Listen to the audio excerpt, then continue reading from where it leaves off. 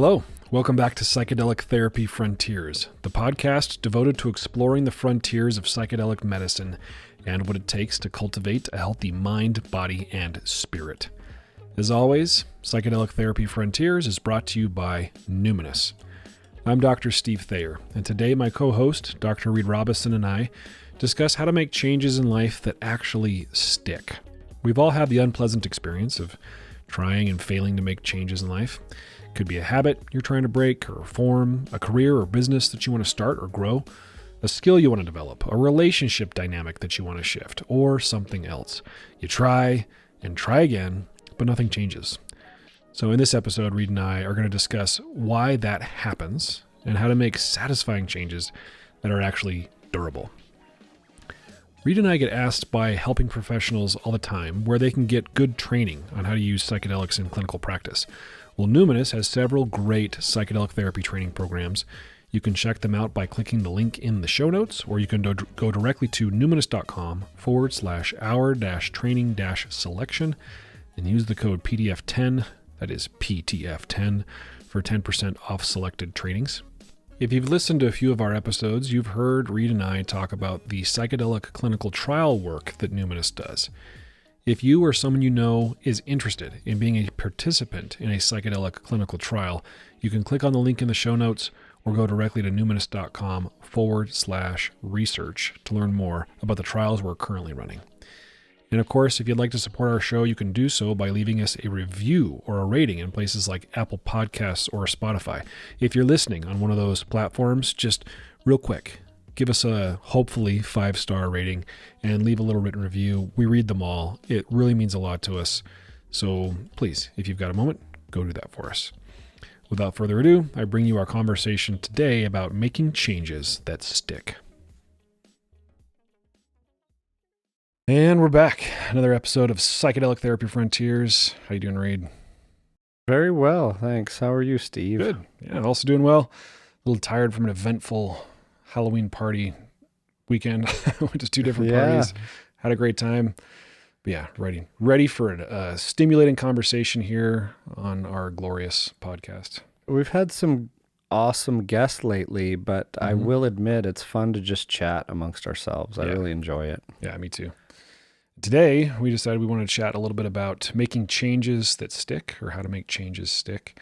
We've talked a bit about I think we had an episode over a year ago about habits specifically. But we thought we'd revisit the subject and have a nice, fun, meandering conversation about making change in one's life. You know, it makes me think of the book title, How to Change Your Mind. Great book. That really helped spark the Renaissance into the limelight, the psychedelic Renaissance. But changing your mind is just part of the equation. It kind of syncs up with what we talk about with what to do next. Like, how do you take insights, ideas, hopes, and dreams and kind of make them your reality and make them lasting changes? Yeah. So a lot that's relevant here with respect to integration after a psychedelic experience. We won't be talking about that exclusively, but yeah, I think it's on brand, certainly, for the kinds of stuff we talk about on this show. Yeah, and way more on brand for day-to-day life than psychedelic therapy, but yeah, certainly applies to both. Yeah. So when I think about making change in one's life, I often like to slow down and zoom out and take a look at this change that you might think that you want to make. And ask yourself first, what are the assumptions that you're making here? Is this a change that needs to be made? Do you really need to make it? Why? Why not? Let's generate some awareness, around the desire to change this specific aspect, whether it's a habit, whether it's something that you identify as or identify with. Bring some loving awareness, some compassion, some curiosity to this drive or this desire to change, and see what you can learn from it, see what you can learn about it before you get too far down the road of making a change. Yeah, I love that. It starts to paint a bird's eye view of what we might meander through in this conversation is, the thoughts we have routinely about maybe I'd like to do this or that. But when they become an intention, you're planting a seed, and then it becomes a behavior that may or may not stick. And if it sticks, it's becoming a habit. And then it's one of your practices, if you will. And then it's like second nature. And then it's simply who you are. It's like that saying that how we spend our days is, of course, how we spend our lives. I like that metaphor of planting a seed, right? And you're at the seed stage. That's probably the stage you want to be really sure that this is the plant or the fruit or whatever that you want to cultivate. Don't plant the wrong thing. Yeah. Of course, we also don't want to get too wrapped around the axle about that, because we can stay paralyzed with, with sort of the paralyzing feeling of indecision. Is this something I really want to do? Something I really want to try? Something I really want to change into, grow into? Yeah. There's a balance to be struck there. Big time. And we've talked about perfectionism and its pitfalls before that I think we and many others can fall into. But one other disclaimer I think is worth mentioning, especially these days where there's kind of this culture, if not a growing cult of productivity and efficiency. And I just want to point out that, one big thing that I've come to realize is that like presence and connection is a lot more important and rewarding than productivity. And, when the culture might want you to measure your worth by what you crank out and how efficient your earnings, your ability to perform this or that, this stuff isn't like the, in my opinion, the valuable stuff to really have to worship on the altar of your life. Yeah. And because it can really erode the things that make life meaningful, like having, like you said, the time and space that is important for wonder, joy, connection, and all that really good stuff. Yeah, it's such an important disclaimer. And as mental health professionals, people who are interested in helping others in personal development, you don't have to look very hard to find the potential pitfalls of an obsession with self-actualization or refining and perfecting oneself. And there is almost like a cult mindset around personal development or self-development. Almost like this sense where you have to wait to live until you've got it all figured out. You have to wait to live until you've got yourself totally perfected. Like you said a second ago, how you live your day is how you live your life. I don't think it's super healthy to have that mindset where you have to wait to live. Like life, what is the phrase? Like life is what happens when you're busy making other plans. Yeah.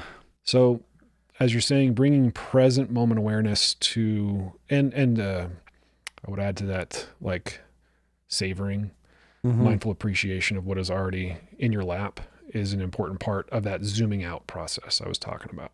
Yeah, we might talk a little bit in this discussion about time and how tricky that can be. But what you said about savoring and enjoying, I think is crucial. That aspect of mindfulness can really make it worthwhile. Like, what's the point in accomplishing XYZ or manifesting these things into your life if you don't have the time and capacity to feel them, enjoy them, or else what's it for? Right. Yeah. Sometimes I like to think of this in terms of the fuel that you burn to, in service of change, right? A lot of you listening can probably relate to burning what I would call dirty fuel. I think I've used this metaphor on the show before. I use it with a lot of my clients too. Like the fuel, an example of dirty fuel would be the fuel of insecurity. So I've got to make X amount of dollars. I have to get these types of rewards. I have to get certain accolades from my peers. I have to prove myself in a way. And that's hot fuel. I mean, you can burn the fuel of insecurity. You can burn it hot and burn it fast. You finish. Then I want to challenge it or ask a question or two. Yeah, so I've noticed that, like, if it's the fuel of I'm not enough and so I'm gonna refine myself and I'm gonna grow so that I can be enough. so that I can be validated, accepted, finally prove my dad wrong, or, whatever it is that's driving that. Yeah, it makes sense, and feels right intuitively, but maybe you can help me reconcile it with this other idea I've been playing with is that you can use emotions to fuel change. Mm-hmm. Like there was a study that came out recently, I think out of Texas A&M. I don't know how recent, but they actually did these paradigms and tasks of triggering anger in people and showing how that fueled accomplishment of a goal or task much more. They also looked at voting, like they did this survey of voters and saw that if there was anger about who was going to or might be elected, then that sprung people into action. We know from emotion-focused therapy, emotion science, that anger is an approach emotion, for example. And what you said about proving someone wrong, I wonder about that. Like someone says, you'll never do this or whatever. Right. I do notice that in me and in many others I've heard from, that can spark a fire that you do want to prove them wrong. And how do you know if your fuel is dirty or if that's a good fuel to burn? You're like, burn it and show them, because it's in line with your values, perhaps. Well, there you go. Right. I think that's one of the ways you can tell the difference between clean or dirty fuel. An emotion in and of itself isn't clean or dirty, right? Yeah. Anger isn't necessarily a dirty fuel, for example. Yeah, we need it. It's more what is it in service of, right? If it's in service of your values, like let's say anger in defense of a person or group of people that you really care about, or anger in defense of a boundary of yours that's been violated or crossed, then you can certainly burn that fuel and burn it cleanly. It's kind of like the idea of it being dirty is, what is the collateral damage done by burning such a fuel? So and what's your intention, right? Exactly. Yeah. So back to the idea of, insecurities. If I feel like I'm not enough, and that feeling of not enoughness becomes the fuel that I burn, it's likely I'm going to mix metaphors here, but I'm going to be trying to fill a cup that has holes in it. That I'll always feel not enough, because my intention is to maybe be perfect or to prove something to somebody that isn't paying attention, for example. Your dirty fuel gas tank has holes in it, leaking all over. Now we have two problems there, right? For some reason, it reminds me of that scene in Zoolander at the gas station where they start having a fight with the gasoline. It's a tragic ending to that scene, because someone throws their lit cigarette and it blows them all up. All these people die, yes. Very morbid. Good movie, though. I was quoting Zoolander this week to my wife. I put it on a few weeks ago at home because the children just needed to see it.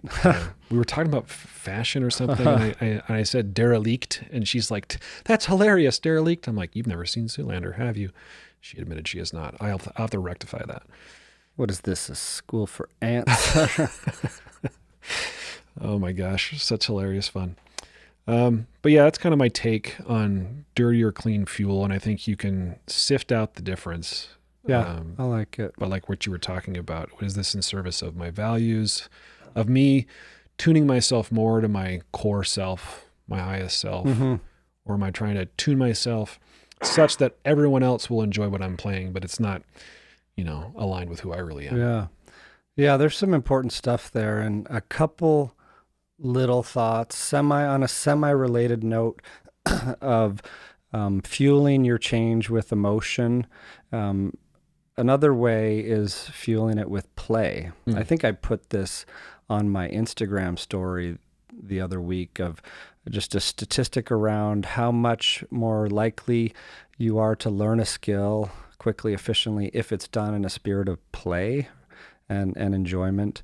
And then on the flip side of that, it's striking to see how much getting distracted during a task erodes your ability to finish a task, learn a thing, or acquire a new skill.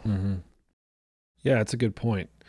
When I think about the play aspect, immediately what I thought about was like the work aspect as well. So if we're like bringing a yin-yang, I guess, approach to this, if you're trying to acquire a skill, one of the things we do know is that skill acquisition is more effective and more efficient if you're taking a deliberate, they call it deliberate practice, right? Mm-hmm. A deliberate practice approach where you're pretty clear on which behaviors are going to, like what's the 80-20 rule applied to this? Mm-hmm. What is the 20% of things you can focus on that's going to lead to 80% of your results? Is that the Pareto principle? Pareto principle, yeah. The idea of deliberate practice, I think at that book Peak, is it Anders Ericsson? I can't remember who the author is, but popularized it. It was him who came up with the 10,000 hour rule that Malcolm Gladwell made popular in his book. I think he was Outliers. I love that book. But it wasn't Gladwell's original idea. Mm-hmm. And one of the things I think Gladwell missed was this aspect of deliberate practice. Those 10,000 hours weren't casual 10,000 hours. Or maybe you don't need 10,000. You might not. Right? Yeah. Especially if it's this focused, deliberate practice. Yeah, that's something I've seen is so true in a variety of pursuits. Like almost any pursuit I look back on is you can practice like half-assed and make a little progress, and that adds up over time, or you can really, through some of these things we're talking about, accelerate it through these things like playfulness and passion, emotion, flow, minimizing distraction that would just take you out and you have to restart that momentum. I think what you're talking about is a really good measuring stick for whether or not this is a change that you really want to make as well. Kind of taking a few steps back to the way we started the conversation. Because if it doesn't feel playful, at least at some points, if it doesn't feel flowy, like you're talking about, then maybe that's a sign that this, it could be, not necessarily, but it could be a sign that this isn't a change that's necessarily aligned with your values or a change that you really want to make. Maybe I'm in a confrontational mood, but I've also just been, I've been wrestling with these concepts a lot lately, because I think this topic hits home for both of us on a personal front and in people we work with. Self-awareness, self-development in a good and lasting way is, I think, an important, meaningful pursuit if it's balanced. But I'm so curious about the tasks that are hard, that I find myself avoiding over and over, that I know need to get done. Like it could be like doing your taxes or cleaning out your garage, because it is an important value of your life to have things in order. Yeah, like tending to the gardens of your life that might be unkempt and can really be energy leaks, or lead to chaos that kind of spills into your life. So how do you tease those things out, the tasks that are just too hard and maybe you're trying to approach in the wrong way, whether it's not in bite-sized chunks or the wrong time of the day or whatever, or your plate's too full, versus following your bliss, like Joseph Campbell would say. Well, let me do the annoying thing and put it back on you. So when you are looking at doing your taxes or cleaning your garage, like what's the nature of the resistance that you run into? What's it feel like? So it's a fair question. And I think there are two things that come to mind is the overall busyness or pull of other things. And that might be the pull to do the path of less resistance things. And I am starting to think that the way to eat an elephant is one bite at a time and not in one fell swoop, right? And there is something about this, like, get the hard stuff done early in the day and don't try and do too many things in a day, that I'm really trying on and reaping some rewards of. But procrastination is something that I've just been curious about since college, essentially. Like, why does that show up sometimes for everyone in some way? And how do you approach it? And how do you approach the really boring tasks that need to be done? Well, there are some boring tasks that just need to be done, right? But when you said follow your bliss, sometimes I think about bliss being on the other side of struggle. Mm-hmm. So if you have a good handle, a good grasp on the bliss of, to use your examples, of having an orderly garage or having your taxes done, then it might help you take that first bite of the elephant. Or to use another animal, there's I think a book called Eat the Frog about productivity that talks about what you referenced earlier, like doing the hardest thing first, the thing that it represents the most resistance, so that everything else feels easy or irrelevant after it. But yeah, I think if you have a good sense of that bliss, then maybe it helps you take that first step into, or take that first bite of the elephant. The long game of bliss, like hence the need to take the time and space, like you mentioned, to know your values and priorities and filter everything through it and reinforce the drive to eat the frog and do the hard thing based on the bliss that may not be immediate rewards, the longer term stuff. And I think be flexible too, because I think, my values and priorities have changed. They can change within the day, but they've certainly changed over the years. Yeah. And let them change, but check in on them. Yeah. Yeah. So to be flexibly oriented toward your North Star, I think makes a lot of sense when you're trying to make changes that stick. Without bouncing around, because that's another pitfall, is changing priorities way too much. Kind of like people bounce around from one therapist to the next as soon as things get uncomfortable. Maybe a similar phenomenon, but there's something about stick-to-itiveness, like even with less deliberate practice or efficient work, chipping away at something, the elephant gets eaten eventually, one bite at a time, if you stick to it.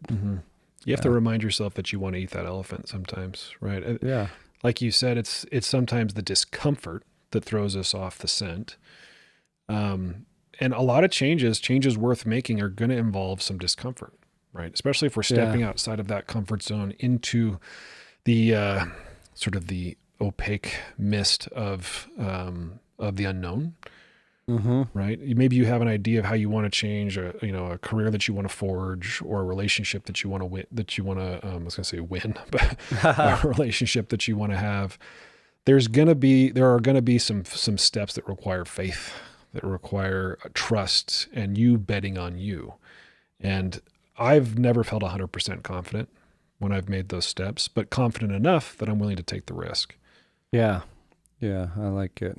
I'm thinking of that Indiana Jones scene where he's, takes the step out into the crevasse, and there's the bridge that he didn't see before. That place of uncertainty, or however you put it in an eloquent way, that misty, opaque, unknown is, by definition, uncertainty is uncomfortable.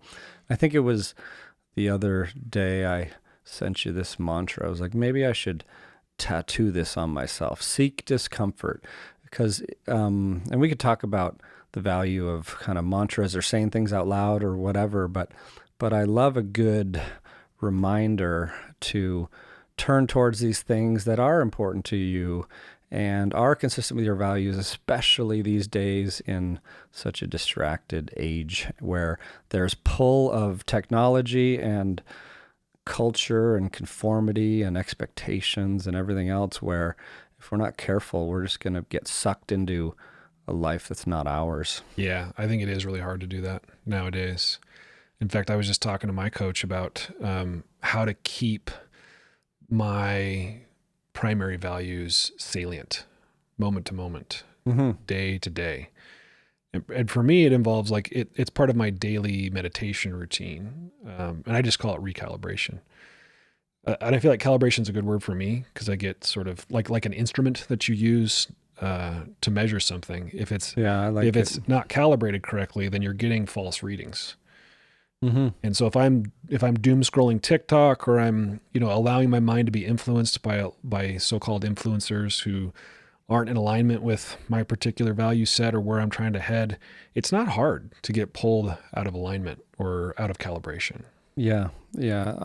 I like that and think about that a lot as well, that concept of recalibrating oneself. And what I've landed on as a practice that's been helpful, maybe similar to what you're describing, is in my morning meditation or evening the night before, in reflecting on the day, I'll make sure to get out a fresh 3x5 card and put those few things on it, like values, priorities, and a few key items like tasks. And just the act of writing it down, even if it seems inefficient to write these things over and over, it's like how I get my hemispheres in sync and my whole body on board.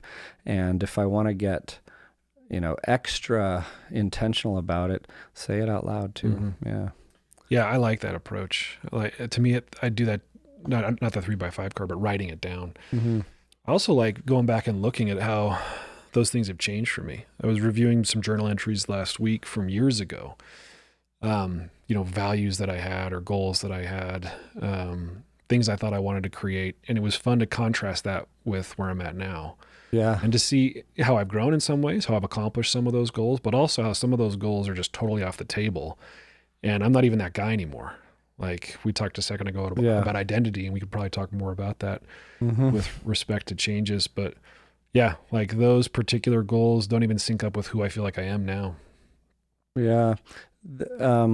It's interesting in the distracted age, like when you go to get out your phone, like this happens all the time. And I'm getting better at catching myself though, is like, I'll be working on something and maybe someone tells me something, I want to put it in my calendar, but I find myself, there's the text app open from when I last opened my phone and unread messages, or there's social media or whatever it is, or a notification. Notifications are a tricky one to navigate.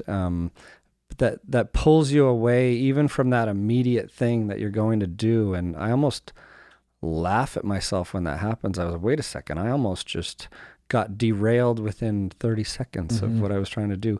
But some apps are approaching this to try and get us stuck without good intentions. Like, social media, there's all these kind of social media lawsuits or discussions around like getting teens addicted and what it's doing to their mental health. But if you look at what's a good example, like Duolingo, for example, apps that have used this in a way to support someone in their goal of learning a language. Say you want to learn Spanish, and that's a big elephant, and you can't just do it immediately. Something like Duolingo breaks it into these bite-sized pieces for you, 15-minute chunks. It gamifies it, playfulness.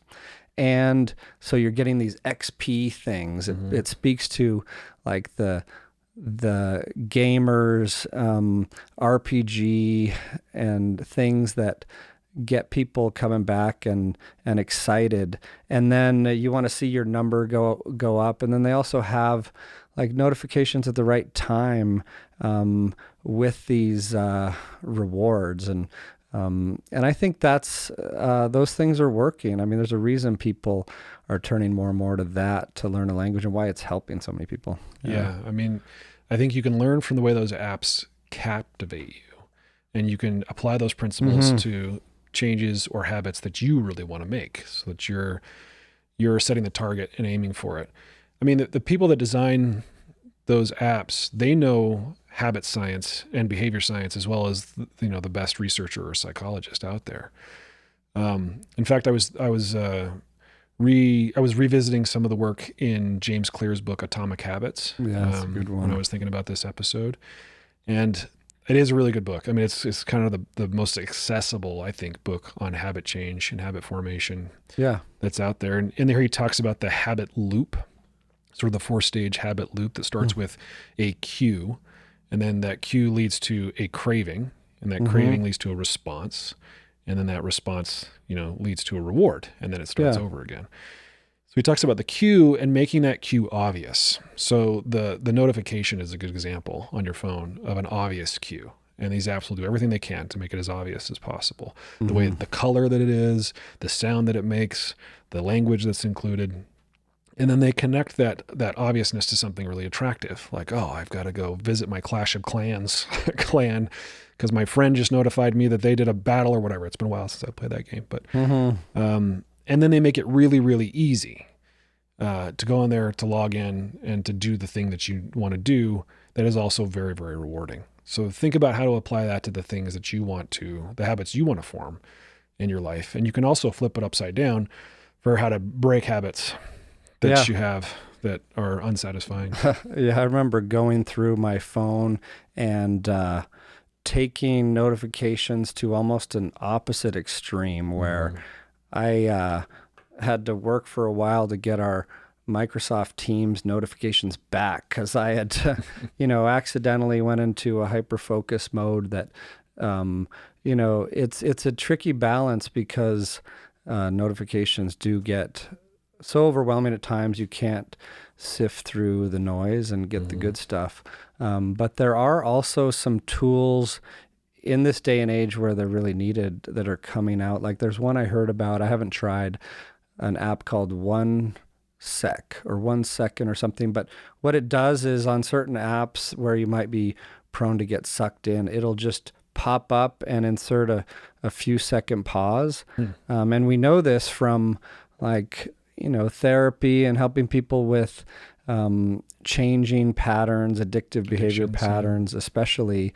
There is great value in inserting a pause between that stimulus and behavioral response. And we can use those kind of things in day-to-day life too.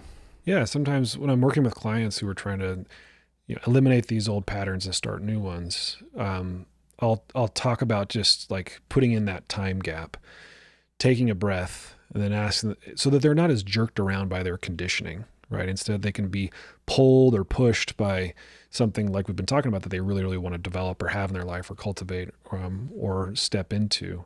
Yeah. But that pause, and I think mindfulness, cultivating the skill, there's lots of things to talk about with respect to mindfulness, but the skill of pausing, of zooming out, and looking at the immediate moment, like, okay, I'm feeling this feeling. I want to engage in this behavior. Is this something I really, really want to do? Or is it just a craving? And so we're talking about making changes stick. And one might assume that it's about making changes around, something you want to accomplish or a new habit skill or whatever. But what about acquiring the skill of inserting a pause? Like how would you recommend to someone that they acquire that one? Yeah, I think one of the things you can do is practice pausing deliberately in like a mindfulness meditation. So not to sound like a one-trick pony, but yeah, it is a deliberate practice. So anytime you do a simple, just watching your thoughts type of mindfulness meditation, you're going to notice cravings or desires for novelty or for something other than being there in the present moment with your breath. Monkey mind stuff. Monkey mind. So using the mind to watch the mind, I think can be a way to cultivate that pause or to, I guess, flex and build that pause muscle. So I'm meditating the other day and I'm just trying to focus on my breath. That was the anchor point that I chose. And then I have this thought of like a to-do, like, oh, I need to do that thing. And the inertia of my nervous system was like, go do it, right? I can feel it buzzing in my nervous system. Instead, I'm breathe, pause, and then just trying to observe the discomfort of not engaging in that sort of almost compulsion.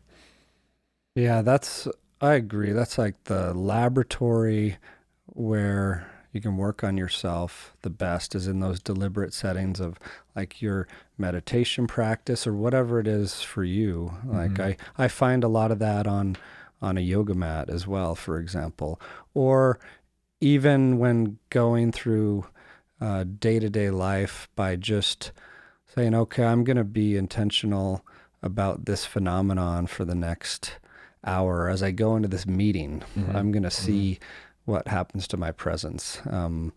Or, as I'm in the grocery store line, I use that example sometimes, but just like standing there, where does the mind go when it can just go anywhere and goes lots of places. Yeah.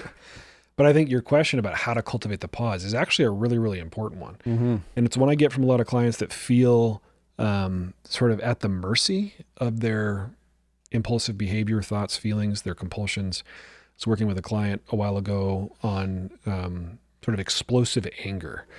This person would just sort of explode in response to certain cues and felt very powerless in the presence of that explosive anger.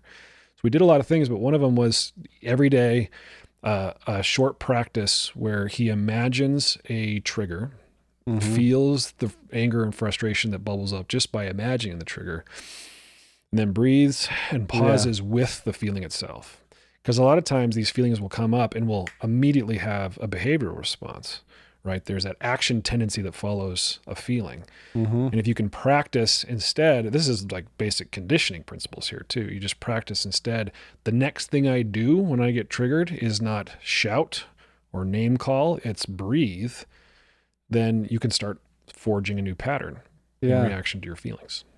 Yeah, I remember when we were first, like doing some ketamine-assisted therapy studies a couple years ago and developing some protocols, and we were using the process of emotional self-exploration, trigger work, if you will, a lot with people, and it was so helpful for people that I started trying it on by default in day-to-day life. And it was really fascinating to see how like that kind of like conscious dabbling could become a practice and then could become like second nature. It's not always the case, but when triggered, I just find myself way more often being like, oh, cool, here's a trigger, an opportunity to see the internal mechanisms of vulnerability, something that's going to show me my work.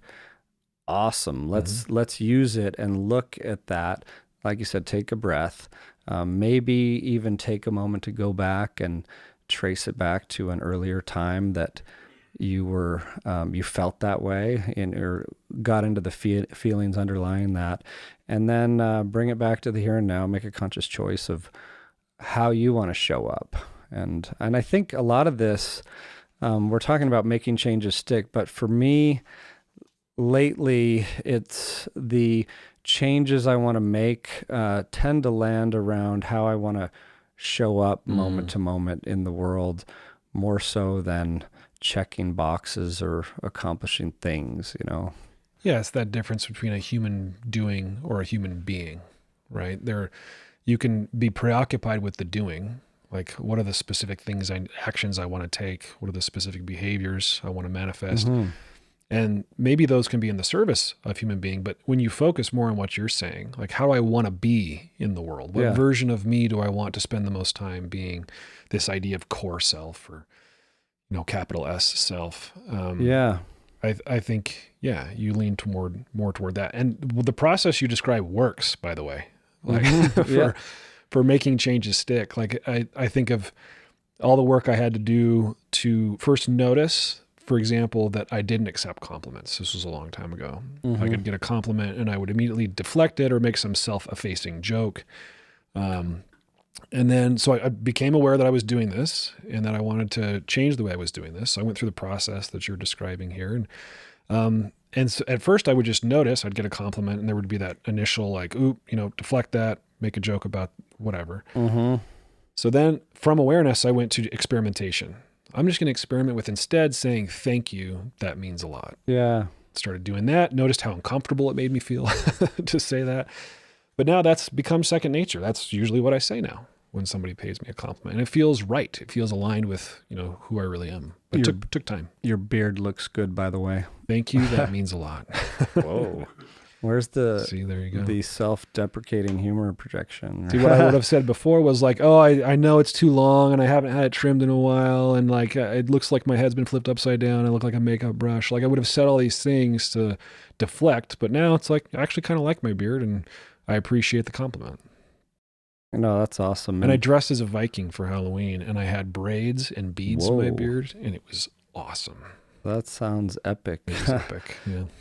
So, this reminds me of a a couple other really important things that I feel like I'm starting to finally learn after maybe a decade-long pursuit. Because one of them is pretty obvious, is just the importance of self-awareness and reflection. And the second is related, is the importance of writing in that process. For me anyway, is like, I've always been bullish on this, like, awareness is the single greatest agent for change, right? But awareness is also fleeting. And we were talking about revisiting journals and writing things down for the day. Moment to moment, it's hard to carry some of these things through. But whether it's action-oriented stuff or revisiting the day, or revisiting values, recalibrating, or reflecting on how to show up tomorrow, writing down is one of the biggest things that's helped make it real for me. Yeah. Agreed. Yeah. Sometimes I think I'm an overthinker, and I'll spend a lot of time just in my head thinking of stuff. But the best way to know what I really think or believe is to write or to have a conversation. Sometimes I learn who I am just by having these conversations with you on the podcast. This podcast has been a labor of love, and also, we hope a service to our listeners. But in a lot of ways, it's been a vehicle for personal growth for me. We should call it Finding Steve. Let's do it. Let's rebrand. Yeah, I love it.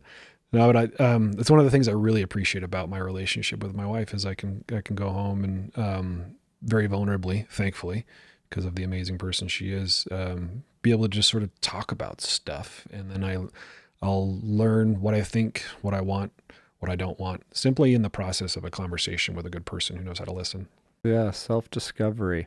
And if you don't have a wife or a supportive other who is in a place to listen and mirror and reflect in that way, like you mentioned earlier in this chat, a coach that you have, or there are lots of ways to find that accountability, whether it's, therapy, coaching, friends, or formal kind of circles of community gatherings, and all sorts of other possibilities. There's a lot you can do on your own, but there's no way I would have been where I am now, enjoying myself in the way that I do, if it weren't for the help that I've received from others, whether it be loved ones, community, or the 8 different coaches or therapists I've hired since I was a college student. So I try to practice what I preach. I mean, I'm a professional therapist, coach, whatever.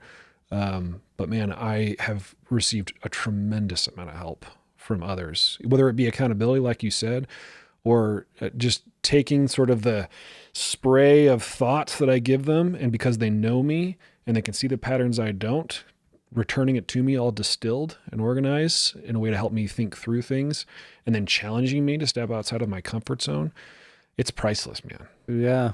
And even that active listening and kind of empathetic abiding presence that we talk about, especially like in relationship, that practice of, okay, so let me see if I understood right. You're saying this. No, I'm not saying this. It's helpful to both people. Like, you're clarifying the messiness of your own mind, and they're really trying to understand, and you're feeling more and more understood, and such a valuable dance, out in any kind of relationship we have.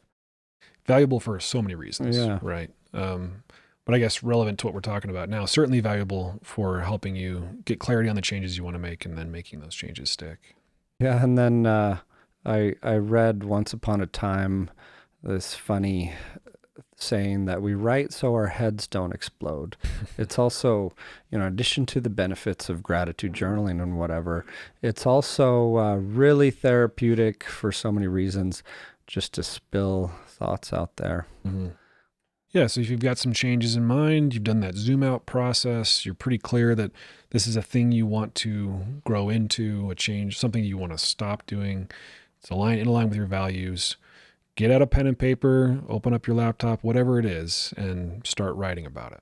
Yeah, and try and take on a stance of witnessing yourself through the day. Like slip into that witness consciousness seat, whatever you want to call it, like that equanimity place, that observer role, and look at not just what you do, like, because what we do makes up how we live our lives, but also like self-awareness, I think, encompasses the sensations we experience, the thoughts we have, but even beyond that, the stories we have about ourselves, and then the strategies we're using to try and accomplish things. If we don't have awareness of those things, you cannot, it's really hard to change them, right? Yeah. Yeah. Yeah, lots of tools out there to help one cultivate awareness. Certainly psychedelics can be one of those tools. To experience yourself in a different way, a way that's hard to access through other means. Not impossible, but hard. Couldn't help but make a psychedelic plug on our Psychedelic Therapy Frontiers podcast. But yeah, powerful tool for a lot of my clients, been a powerful tool for me. Yeah, we've talked about kind of meditation practices and body-based contemplative practices, the self-reflection and journaling, the conversational, like, going deep with those connections to learn about self and other, to discover things, and the medicines that can, take you outside of yourself for a moment and see with a new perspective. Yeah, I mean, you mentioned like connecting with others. I think spending time in communities or around people who aren't the type of communities or people you're used to spending time around. So anyway, or in other words, seeking like novel experiences with novel human beings is another way to generate awareness about stuck points, patterns that maybe you didn't have a beat on before. That's been tremendously helpful for me. When I've felt frustrated or stuck and not really known why or not known what I want to grow into, just spending time with people who live very differently or think very differently from me has been a great tool to start generating that kind of awareness. Yeah, whether it's far or near, big or little, like going to another country is a big drastic one, but anything that gives you a radical change in perspective, like go to the top of a mountain and then, have a good session of thinking and see what happens, right? Yeah, you'll think differently. I mean, different kinds of thoughts will come to you. It's hard to, what am I trying to say? Hard to make a change with the same set of strategies that got you where you feel stuck, right? Yeah. Or with the same perspectives and thinking patterns. So to some extent, you do need to shake it up a bit. Yeah, like you were saying, use the mind to understand the mind, and we don't have the best words to describe that self that's beyond the thinking mind, because it was, what did Alan Watts say? Ego, the self which he or she has believed him or herself to be, is nothing but a pattern of habits, and that's not certainly all of who you are. It's not really who you are at all, but that capital S self that encompasses, your ego and your parts and your habits and patterns is, really a place to try and slip into in more and more of your life to see the big picture, And hold it. If what Alan says is true, then that should be encouraging. Because if you do want to make changes, we know that habits can change. So if you want to feel different, if you want to like redefine who you are, at least the sort of the trappings of who you are, then that's doable. It's doable. You can change those things. Because a lot of us feel trapped. Like, sorry, I'm just this way. I'm just an introvert or just an extrovert, or I don't have those kinds of conversations. I don't do those kinds of things. Try the opposite. Try just this might feel like a kind of trite personal development bullshit, but it can be really helpful just try on the opposite. So I am somebody who enjoys chit chat or whatever it is. I am somebody who accepts compliments. I am somebody who is comfortable in social situations, and try on that new identity. And at first, you're going to have parts of you that are like, no, no, no, no. They're going to be in protests. And like we often say, you're going to bring curiosity and compassion to those parts while you move into these new contexts of behavior, these experiments, these little intrapersonal, interpersonal experiments. And then with the mindful attention that you've described, you're collecting the data and then seeing how that felt. And do I want more of that or less of that? But I think identity is certainly a big variable here. Yeah. And what you believe about what's possible. I mean, we know this from the addiction literature. In fact, I saw the other day a study that reminded me of this idea that if you believe you can kick an addictive habit or substance, you are so much more likely to actually do that than if you don't. It makes sense, but it's also a kind of a striking reminder. Because, we know probably far too well how many people have struggled to get rid of a really damaging addiction, but who have not been able to. Yeah, it's why I have mixed feelings about the, hi, I'm Steve, I'm an alcoholic kind of approach to addiction, this identification as an addict. And I see that serve people sometimes. Because if they identify I'm an addict, then I'm not going to do the things that make it really, really likely for me to relapse, for example. Yeah. Accepting that about oneself, that I have this vulnerability. I have an allergy to alcohol and I can't ever have any of it. So I do see the value in that, but I also see the potential pitfalls of identifying as somebody who just is this way. And it can chip away at what you're describing, sort of this belief that I can be different. I can be somebody else. Yeah. Yeah. It's almost like, and it's different for everyone, but something you have to go through and then transcend, whether we're talking about like a victim identity or really getting immersed in healing work and going down to those, past wounds and traumas and everything. And, these addiction patterns we're talking about, you do have to eventually rewrite the narrative and step into that new self, that place of power. Yeah. So related to this identity, like let's say you're trying to forge a new identity. Let's pick an easy one, like around exercise. Like I haven't exercised in months. I understand the benefit of consistent exercise. I want to exercise. It can be really hard to start an exercise habit. It might mean waking up early. It might mean doing stuff that makes you physically uncomfortable. It might mean that you're sore. But if you say to yourself, I am a person who exercises, and then you reverse engineer life from that new perspective, what does it look like? Well, a person who exercises, schedules an exercise class, or they set out their exercise clothes the night before, or they on Sunday, they plan their week for exercise. They recruit an accountability buddy, or they hire a fitness coach. But it can be a fun place to start from. If I am a person who exercises consistently, how do I then construct that identity?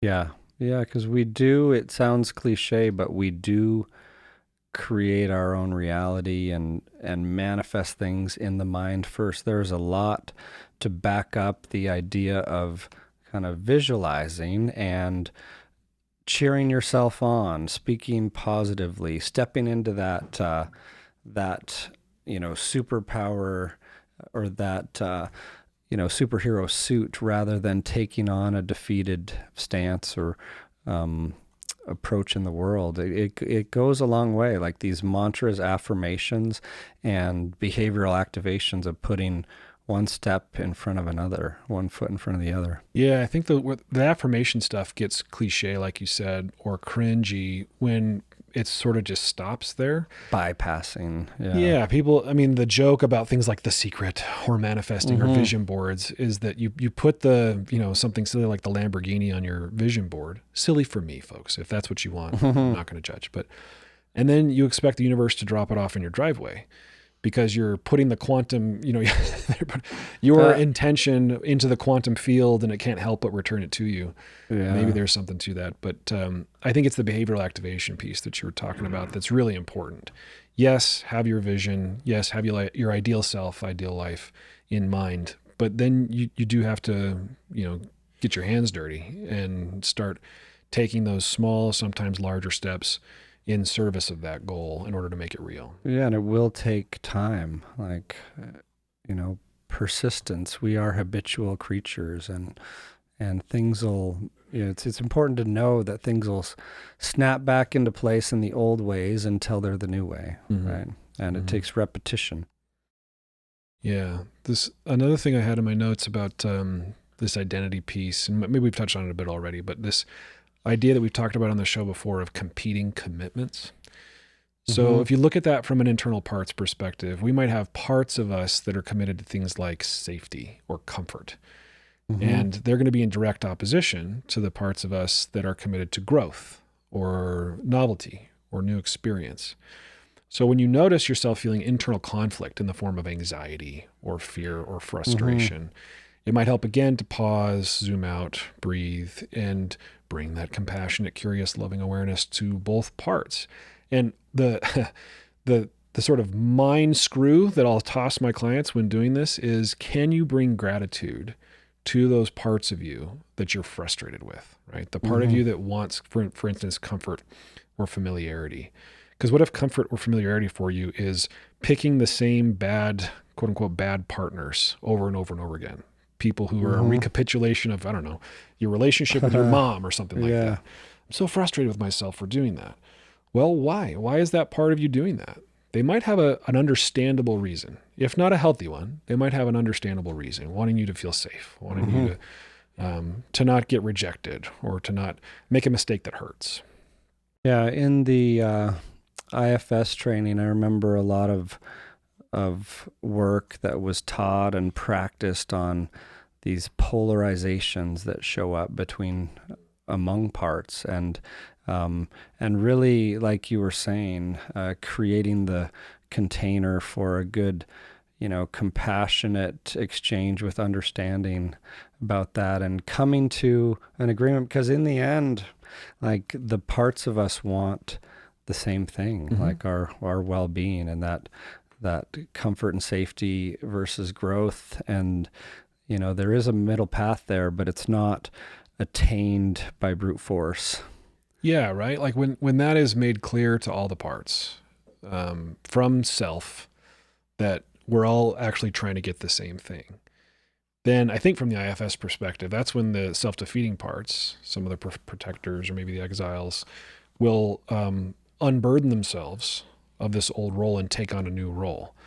So the inner critic might let go of the role of making sure that you are perfect so that you never get rejected, and instead take on the role of like trusted advisor, helping you be diligent, helping you be aware of potential pitfalls, but without that cruelty that an inner critic usually has.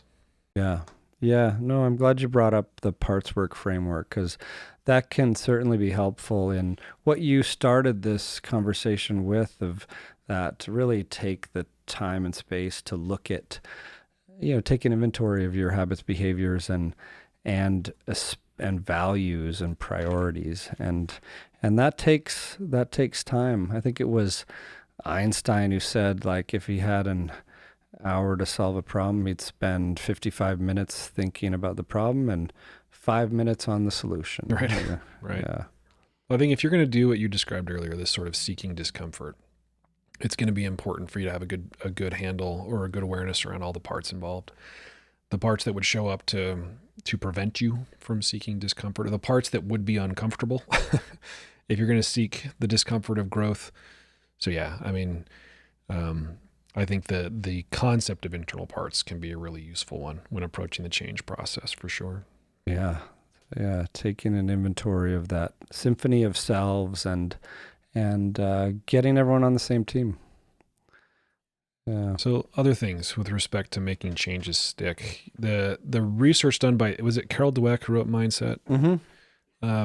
The difference between growth and fixed mindsets. And there are some people who are just simply more prone to one or the other. There might be some genetic components or some early conditioning components around there. But it's really interesting to see simply the attitude you bring to a change can really determine whether or not that change is going to happen for you. and the attitude of, I am this way, I cannot change, or it's going to be really, really hard, versus I'm flexible, I'm malleable.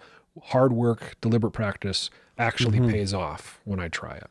Yeah. Yeah. When you make a mistake, is that an opportunity to learn and grow, or is it a catastrophe that you get stuck in? Yeah. But there is a quiz that she has as a part of that or online that I think is really helpful. I've given to a lot of people in classes or groups to take an inventory where you're at, and then just kind of working to gently shift the pendulum towards a place of growth. And I don't know if there's research on this, or maybe she's done the research, but like, what are the correlations or the correlating factors for people who tend to have a growth or fixed mindset? Like, I wonder if people have a fixed mindset, are they more or less likely to have PTSD or addiction or to have trauma in their background? And there's probably a chicken or egg issue. Yeah, or to get stuck in those places for longer. Yeah. Yeah. Because I know the research done on people who have been exposed to trauma and whether or not those people develop PTSD. Most human beings who are exposed to events that we would call traumatic don't develop PTSD, right? A lot of people do.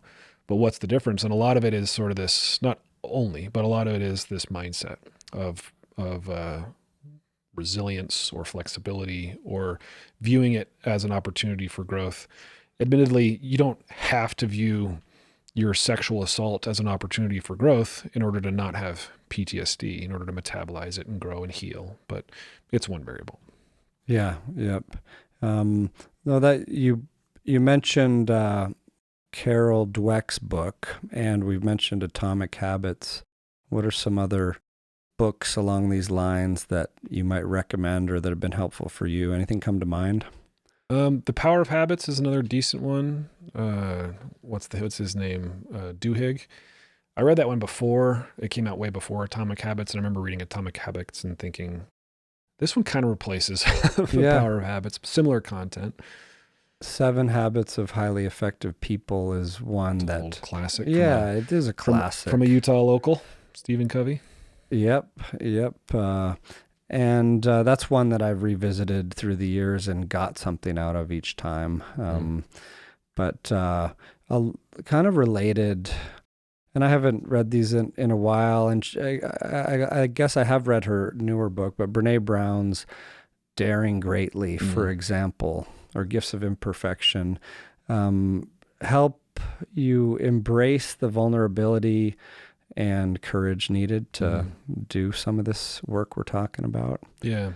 There are a few so-called productivity books out there that I think, if you approach in a healthy way with all the things we talked about, the potential pitfalls of an overfocus on productivity, that can be helpful. I really like The One Thing.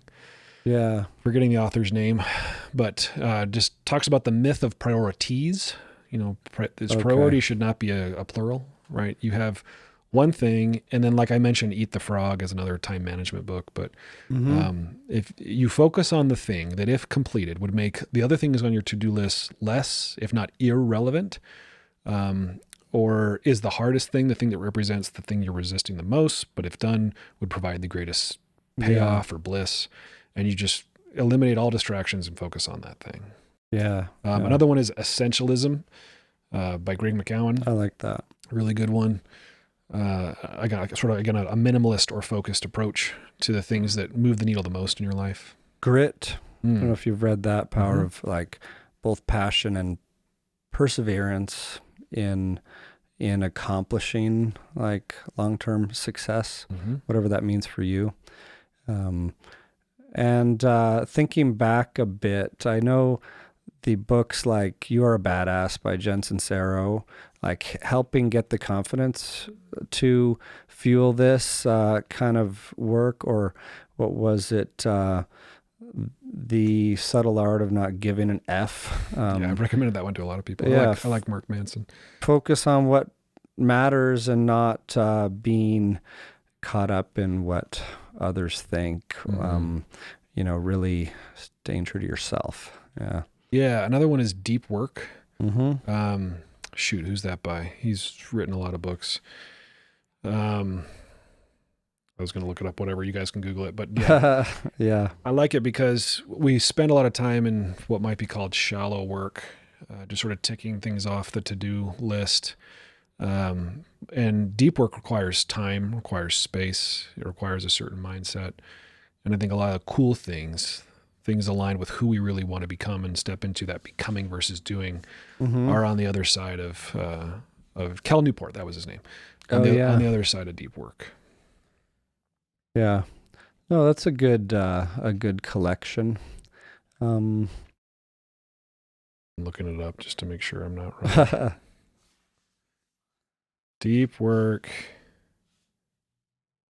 Yes, I was so right. You were right. Cal Newport. Incentives. That's not a book. That's just something that popped into my mind. That's another thing that can help get us past that force field, that electric fence of resistance. I've heard people like Tim Ferriss talk about ways to incentivize oneself to do things that would otherwise be difficult. And you can have the incentive of a reward. I remember one time I was trying to kickstart myself back into a fitness routine, and I got a jar. This was way back in the day, and I put a line on the jar, and then every time I completed a workout, I put a bean in the jar. And the idea was that if I filled the jar with beans to the line, then I would make a purchase, a self-indulgent purchase that I wouldn't just normally just make. I'd earn it. And that kind of worked. What'd you buy? It was a fitness watch, actually. It was Cool. It was the Phoenix 5, the Nice. Garmin. Expensive watch, but I loved it. Yeah. So how do we sum this up, or any thoughts on weaving this together? Yeah.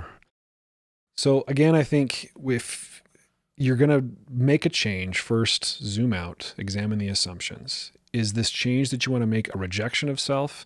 Is it in the service of what other people think you should do or become? Get clear and calibrate to your values. So you create awareness around the change you want to make. And then there are lots of tools at your disposal to try to make a change that actually sticks. But it is more likely to stick if it's, this may be sort of the really important point from today's conversation. A change will stick most likely if it is really calibrated to who you really are or you're trying to become. Get less preoccupied with human doing and more preoccupied with human being. How can I be in every moment in a way that is true to who I really want to be, who I really think I am, or who I really want to become? And then you can use the different productivity hacks or tools or habit hacks or tools that are in service of that ultimate goal. We didn't talk a lot about goal setting today. We've talked about it on other episodes. There are more or less effective ways to set goals for sure. But SMART goals. Yeah. That's a good framework. Yep. But yeah, I like that. Like really start with the vision. Yeah, start with the vision and commit to that path of deep assessment and self-awareness that really takes time and calibration. And then set the goals, make the action plan, SMART goals, whatever it is, the action steps, and then use all the resources like other people and tools, and asking for help, and trusting people who've walked that path with some input and advice, accountability partners, and especially tracking your progress. Like, it's one thing to write it down, but revisiting, reading it, and looking at how far you've come, or if you've been stagnant and why, and recalibrating there, and all this with, like Stephen Covey would say in that book we were referencing, beginning with the end in mind. Yeah, so I think if there's anything at least maybe a little unique that we're offering to this habit formation conversation is this idea of awareness, right? Of mindfulness-based, present moment, compassion-filled awareness that you bring to the change process. And the changes that I feel that have stuck have been ones that I think are most consistent with who I really, really am at my core, and or who I'm trying to grow into. And then, of course, like you just said, all of the other tactics can be more or less helpful. Yeah. No, and that's a really great point, because as I mentioned earlier, it's something that has really been alive in me lately, is that that being component, or how do I show up, or how am I doing things like that are on this list, like, and how do I move from one thing to the next, and a sense of softness, lightness, and ease in the busyness, and bringing that loving awareness to the equation, I think, is probably the most meaningful pursuit or intention I keep coming back to more and more, is how do I bring that into my days more and more, and that's felt really meaningful. Well said. I think we'll leave it there. Thanks, Reid. Well, good chat, Steve. Yeah. I'll talk to you next time. Psychedelic Therapy Frontiers is brought to you by Numinus, a mental wellness company committed to tackling the global mental health crisis by delivering best-in-class psychedelic-assisted therapies, contributing to the body of primary and clinical psychedelic research, and fostering healing through community connection and social responsibility.